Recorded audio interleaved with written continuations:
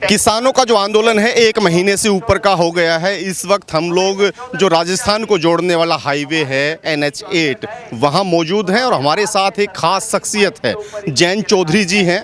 वो आज यहाँ आए थे, जन्मदिन इनका है और उस पर वो जन्मदिन को किसानों के बीच में मनाने के लिए यहाँ बॉर्डर पर किसानों के बीच पहुँचे हैं। जैन जी, स्वागत है आपका और सबसे पहले जन्मदिन की ढेर सारी बधाइयाँ। धन्यवाद। बहुत मीठा दिन बीता है। मुजफ्फरनगर से गुड़ लाए थे और राजस्थान के अलग अलग ज़िलों से लोग किसान पहुँचे हैं, उनकी सेवा करने का मौका मिला। तो किस तरीके से देखते हैं अब तक के 1 महीने से ज़्यादा का वक्त हो गया है किसानों को? देखिए, किसान भी दुविधा में है। किसी को आनंद तो आता नहीं, घर छोड़कर इतने दूर आकर, घर परिवार खेती सब छोड़कर आए हैं यहाँ लोग। तो ये इसी उद्देश्य से आए हैं कि कुछ हल निकले। और जैसा कि था कहावत पुरानी, जो एक समाजवादी नेता ने मशहूर ने कही थी बात कि अगर सड़कें सुनसान हो जाएंगी तो संसद आवारा हो जाएगी। जो बातें, जो चर्चाएं संसद में होनी चाहिए थी, जो मशवरा संसद में सरकार को लेना चाहिए था, क्योंकि अब संसद में वो एक्टिविज़म नहीं दिख रही लोगों को, अब सड़क पे लोगों को आना पड़ा। तो मजबूरी है इनकी अपनी जीविका पे, अपने अस्तित्व पे, अपने भविष्य को लेकर ये लोग चिंतित हैं। इनको बड़ा खतरा दिख रहा है। डायलॉग डिलीवरी की सरकार बात करती है, टेबल पर बुलाने की बात करती है, लेकिन किसानों का कहना है कि समय जाया करने के काम है।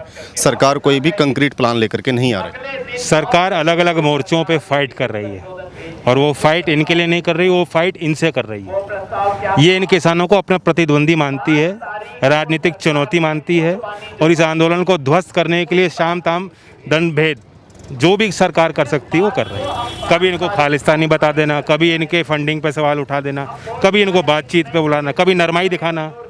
ये बाहर की दुनिया को पेश करना चाह रहे हैं कि हम किसान की बात सुनने को राजी हैं, जबकि वास्तव में सच्चाई ये है कि एक भी बात पे ये अपनी जिद से हटे नहीं। 6 साल का कार्यकाल हो गया है सर, पार्ट 2 चल रहा है। अब तक जितने भी आंदोलन हुए ये टेबल पे भी नहीं आए थे। पहली दफ़ा ऐसा हो रहा है कि टेबल पे बातें तो हो रही हैं। क्या लगता है, बातचीत से हल निकलेगा या किसानों को कोई दूसरी रणनीति बना करके सरकार के सामने जाना पड़ेगा? किसानों को हिम्मत से काम लेना पड़ेगा और अभी मुख्य धारा में हर वर्ग के व्यक्ति को ये पहचानना चाहिए कि ये वक्त बार बार नहीं आता। लोकतंत्र का जो हिमायती है, जो देश का असली भक्त है, उसको आज इस वक्त पे किसानों को हिम्मत देनी चाहिए। मेरा मानना है लंबी लड़ाई रहेगी। हमने चुनाव किया था कि एक देश का चौकीदार बनेगा तो देश का रखवाला होगा। आज ये सिर्फ दिल्ली के चौकीदार बन के रह गए हैं। दिल्ली में कोई किसान न बढ़ पाए, किसान घाट कभी कोई किसान न पहुंच पाए, ये इनकी मंशा है। बार बार प्रयास हुए, किसानों के आंदोलन हुए, यात्रा निकाल के लोग गए और उन पे लठ और गोली और हर मोर्चे पे उनको फेल करने की कोशिश सरकार ने की। किसान घाट का आपने जिक्र किया, किसान दिवस पर किसान घाट पर जाने से आपको ही रोक दिया गया था। थोड़ा सा बता पाएँ कि उस दिन मामला क्या हुआ? बहुत बड़ी पीड़ा हुई। एक रात पहले डीसीपी की तरफ से चिट्ठी आई, क्योंकि हमने उनको जानकारी के लिए एक चिट्ठी पत्र पेश किया था। चौधरी अजीत सिंह जी के निजी सचिव ने उनको बताया था कि घर के लोग किसान घाट पे, उनके परिवार के लोग 23 दिसंबर किसान दिवस पे उनकी समाधि पे पहुंचना चाहते हैं। रात में 22 दिसंबर को डीसीपी की तरफ से एक चिट्ठी आती है जो कहती है कि ट्रैफिक नियमों के उल्लंघन को देखते हुए और कोरोना के खतरे को देखते हुए ये आयोजन संभव नहीं। लेकिन हमने फैसला लिया कि हमें कोई रोक नहीं सकता। ये धरोहर पूरी देश की है, किसानों की है। वह स्थान, उस स्थान पे हक सबका, अधिकार सबका है और अगर हम लोग रुक जाएंगे तो फिर देश का किसान कहाँ खड़ा होगा। तो 23 दिसंबर को हम लोग गए, उन्होंने बैरिकेड लगा रखे थे। जो चंद लोग वहाँ पहुँच पाए, उन्होंने हाय हल्ला किया, तब जाकर सरकार पीछे हटी। लेकिन आप सोचिए कैसी सरकार है, कितना बड़ा ढोंग करते हैं। मोदी जी ट्वीट करते हैं कि मैं चौधरी साहब को अपना आदर्श मानता हूँ और वहीं चौधरी साहब के अनुयायियों को उनके समाधि पे जाने से रोका गया। बीजेपी का कोई नेता किसान घाट क्यों नहीं पहुँचा, मैं तो वही पूछना चाहता हूँ। प्रधानमंत्री 6 साल में उन्होंने वक्त निकाल के एक बार भी क्यों नहीं आए वहाँ? अगर पवित्र मन में उनके दिल में जगह है, चौधरी साहब की इज्जत वो करते हैं, तो उनको पहुँचना चाहिए। तो कथनी कुछ और है, करनी कुछ और है।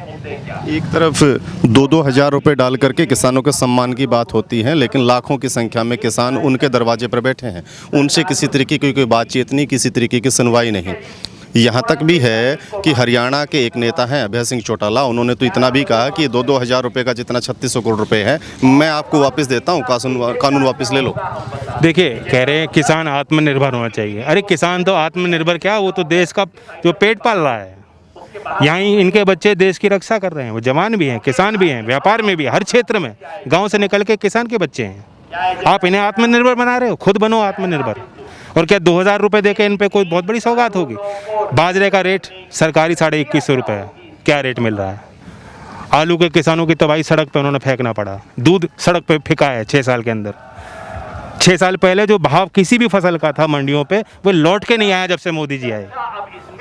तो ये करके आय दुगनी होगी। तो अगर सरकार गंभीर है, बिना किसानों के कुछ नहीं होना देश का।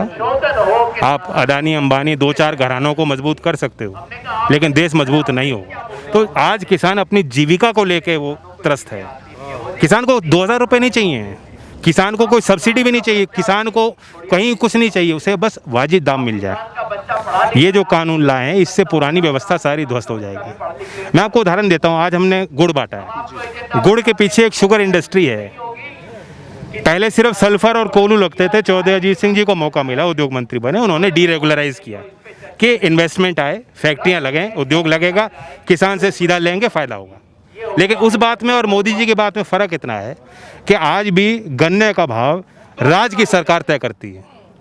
किसान के हित में, किसान की लागत को देखकर ये अधिकार राज्य की सरकारों को है कि एसएपी वे घोषित करती है। केंद्र सरकार भी करती है, उसके ऊपर राज्य सरकार करती है। और ये कह रहे हैं कि एमएसपी नहीं मिलेगा, एमएसपी की गारंटी नहीं होगी। जो 2 लोग ग्राहक बैठेंगे, एक तरफ किसान होगा, दूसरी तरफ कंपनी वाले होंगे, वो जो तय करेंगे वही बाध्यता होगी उसकी। एक तरफ गरीब किसान है, 80% किसान पे 2 हेक्टेयर से कम भूमि है, वो कहाँ लड़ पाएंगे? और उनसे कौन मिलेगा? अंबानी कभी नहीं मिलेंगे उनको तो एक टाई पहन के एक बच्चा मिलेगा जिसको नौकरी मिल रही है। आईटीसी, अंबानी, अदानी की तरफ से जाएगा और करार करके आ जाएगा, और 30-30 साल के पट्टे पे जमीन जाएंगी लोगों की। इससे कहाँ, इसमें किसान का हित क्या है, मुझे बताओ। बिहार में यही सिस्टम है, एपीएमसी बहुत वहाँ ख़त्म हो चुका है। वहाँ एफसीआई सिर्फ बिहार के किसान की फसल का 2% खरीदती है मात्र। वहाँ कोई लाभ मिला है क्या किसानों को, जो पंजाब, हरियाणा, राजस्थान, यूपी के किसानों को मिल जाएगा?